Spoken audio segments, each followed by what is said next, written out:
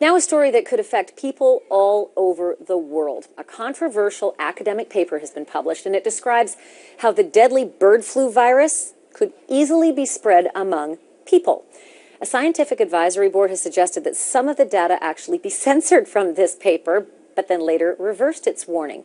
If it fell into the wrong hands, it could certainly turn into a deadly biological weapon. Elizabeth Cohen joins us now live from Atlanta. So what is going on here, and how is this going to end up?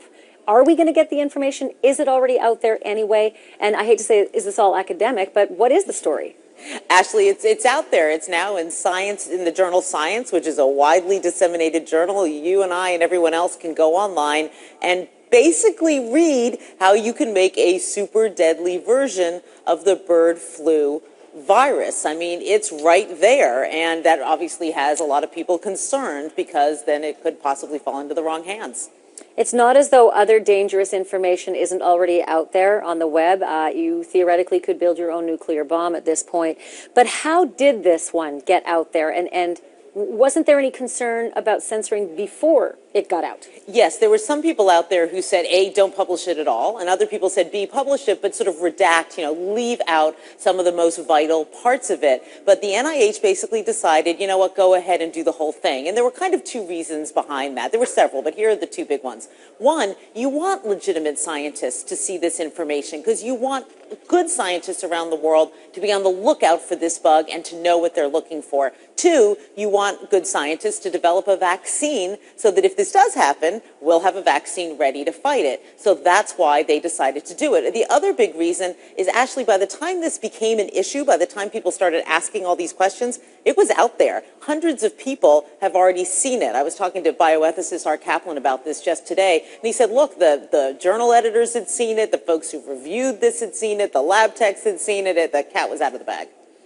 So how easy is this actually? I mean, we all know it's a little tricky to get your hands on uranium, so we know that we got that covered. But what about bird flu? Is this a tricky project? Is it something an 11th grade science fair student could actually pull off, or is it really tricky? Art Kaplan said to me, Elizabeth, don't worry about some, crazy high school student doing this. This is too difficult. It takes specialized knowledge. Even even a smart terrorist on his own couldn't do this. You need a very sophisticated lab.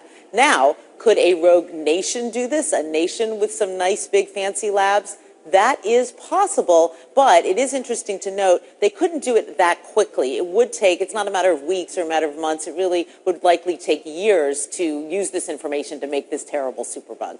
I'm going back in my mind, and that's never a good thing, especially on the fly, as to how dangerous this epidemic was when we covered it a couple of years ago. How many people have actually died from bird flu? Right. It's an important question because people talk about bird flu and sort of flip out, and let's get some numbers behind the actual flipping. So when bird flu so far has affected 602 people. So 602 people got infected. 355 of those died. And so, Ashley, it doesn't take a mathematician to figure out that is more than a 50% mortality rate. That is not good. And so that's the bad news. The good news is that this virus does not spread easily person to person, and that's what the superbug would do. If you could create a superbug version of this that spread easily person to person, you've then got a virus with more than a 50% mortality rate spreading person to person easily. That's a problem.